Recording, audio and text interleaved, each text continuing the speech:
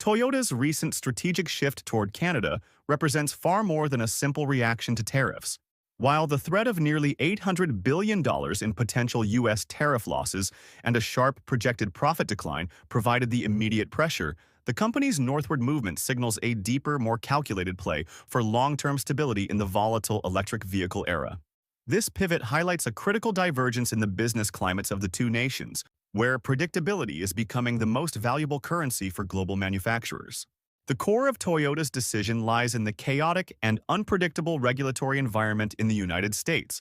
For a corporation built on decades-long planning horizons, the American landscape of shifting trade rules, patchwork incentives, and abrupt policy changes turned major investments into high-risk gambles.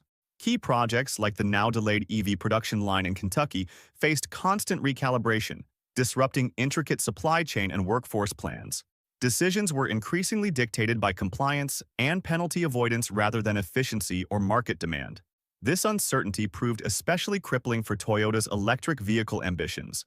The U.S. Inflation Reduction Act, while designed to boost domestic production, created a stringent compliance maze. Its rules on material sourcing for crucial consumer tax credits exposed a glaring weakness.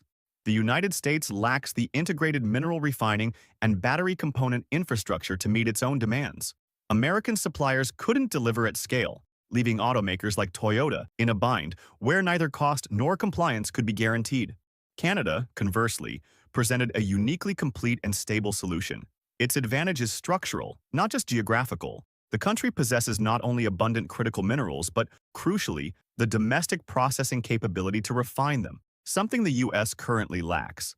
Facilities like the first cobalt refinery are building continentally exclusive supply lines. Furthermore, provinces like Ontario and Quebec are actively constructing a comprehensive EV ecosystem, with battery cell plants and component factories strategically located near Great Lakes automotive hubs, ensuring logistical efficiency and regulatory harmony with U.S. laws.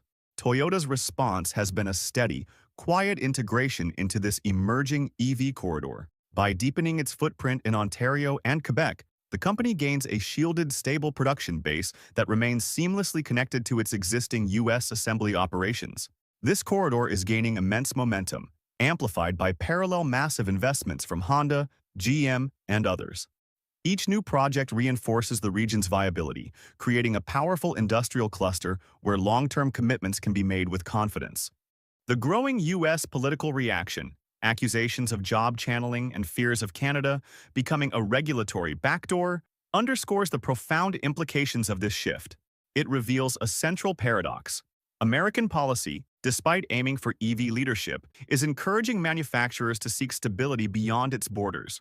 Toyota's move demonstrates that in modern manufacturing, capital flows decisively toward regions that offer clarity and coherence, not just subsidies.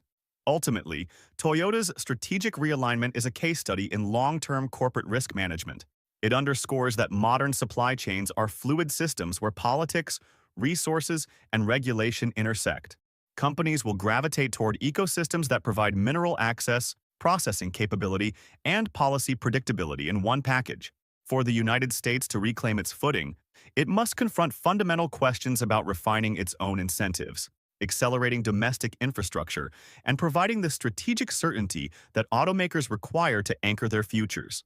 For now, Canada has crafted that compelling offer, positioning itself as the stable foundation for the next chapter of North American automotive manufacturing.